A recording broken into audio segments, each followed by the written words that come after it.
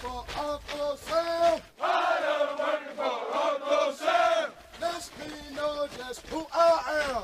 Let me know just who I am.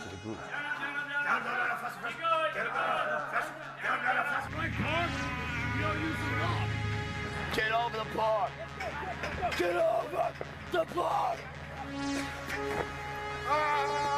Run in place. Slowly. Go, Charlie. Slowly. Hurry up. Go. Stop. Get up. This way. Get up. Get up. Get up. Get up. Get up. Get up. Get up. Keep going.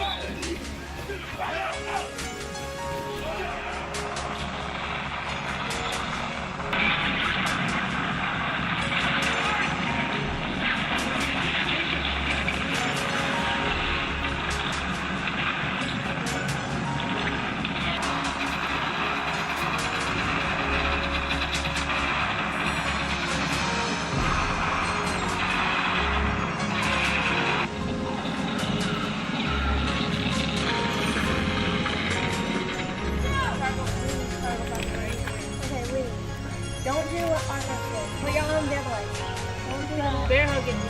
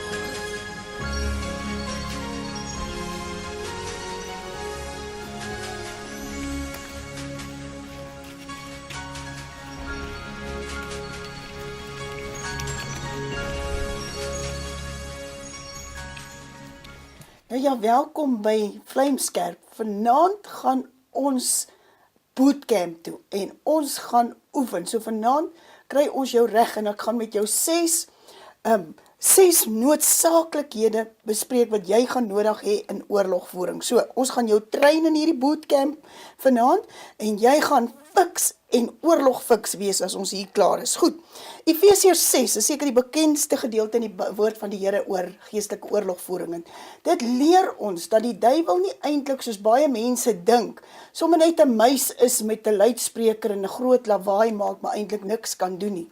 Nee, die duiwel is soos 'n brullende leeu en hy loop en hy kyk waar hy jou kan verskeer en hoe hy kan jou verskeer. So hy het nie genade met jou nie. Hy het een doel en dit is om jou lewe te verwoes. Hy wil nie mooi broodjies met jou bak nie, hy het nie mooi plannetjies met jou nie, hy het nie mooi idees met jou nie. En daarom moet ek en jy wakker wees. Ons moet hierdie vyand sien rondloop. Ons moet sien waar hy is, waar sy nette en sy strikke is, sodat ek en jy nie in daai nette en strikke beland nie. So, want die feit dat ons nie weet wie die duiwel is nie en wat die duiwel kan doen nie, maak dat hy ons so maklik kan oorrompel en ons so maklik kan verslind en verskeer en verwoes.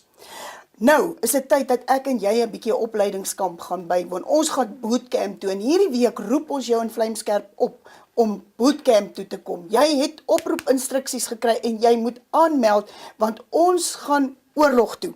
So daar 6 dingetjies wat ek gou onder jou aandag wil bring. En die eerste ding, as jy 'n goeie soldaat wil wees, en jy effektief wil oorlog voer, is die eerste ding wat jy moet doen, is kom onder gesag. Jakobus 4 vers 7 sê vir ons, onderwerp jou, 7 en 8 sê, hy sê onderwerp jou dan aan God. Weerstaan die duiwel en dan sal hy van jou wegvlug. Hy sê nie weerstaan die duiwel en onderwerp jou dan aan God nie, hy sê jy moet jou eers onderwerp, so jy moet eers onder gesag kom. elke soldaat kan nie sommer die oorlog voer op sy eie manier nie. Jy moet die oorlog voer volgens die bevel wat uitgaan. Daar's 'n bevelvoerder in beheer en hy sê vir jou hoe hierdie oorlog moet gaan. So jy moet onder sy gesag staan. Jy kan nie jou eie dinge wil doen nie. Kom onder sy gesag in. Die tweede ding, want as jy nie onder gesag staan nie, nê, dan stel jy al jou makkers rondom jou se lewe in gevaar. Jy moet bevele sonder 'n oomlikse huiwering kan uitvoer. Die tweede ding wat 'n soldaat moet hê is passie. 'n Negatiewe soldaat is 'n las vir die res van die groep, né? Hy stel ook hulle lewens daardeur in gevaar deur sy negativiteit, want hy's nie entoesiasties oor hierdie oorlog nie. Hy glo nie eers hy kan die oorlog wen nie. 'n Passievolle soldaat is gemotiveerd om te wen. Hy sal aanhou, al lyk alles rondom hom of dit nie gaan uitwerk en of dit nie gaan nie, hy sal aanhou. En Paulus sê, die liefde van Christus dring my. So, daar's 'n motivering van binne af wat jou dryf en dit maak dat jy passievol is. Die derde ding is wees voorbereid, wees ingeoefen. Met die bootcamp word sekere instruksies en werkswyses ingeoefen. Dit word in hulle ingebrand en in hulle ingepeper. Want geen fout kan bekostig word die dag as daai troepe uitgaan in die regte oorlog en die realiteit van hierdie wêreld tref hulle nie. Dan kan ons nie meer foute bekostig nie, né? So 1 Korintiërs 9:27 praat Paulus ook hiervan, hy sê ek oefen my liggaam en ek bring dit onder beheer. So ons moet begin oefen om ons self onder die beheer van die Here in te bring. Die vierde ding is glo jy kan wen. Help nie, jy gaan oorlog toe, maar jy dink, ag wel, dis 'n hopelose saak, ons gaan dit in any case nie wen nie, die oormag is te groot, en al hierdie negatiewe goed wat ons sê. As ek nie kan sê, soos wat die psalmis sê, met my God loop ek 'n bendestorm en met my God spring ek oor 'n muur. Daai geloof van ek kan, want God is met my. En as die Here met my is, wie kan teen my wees?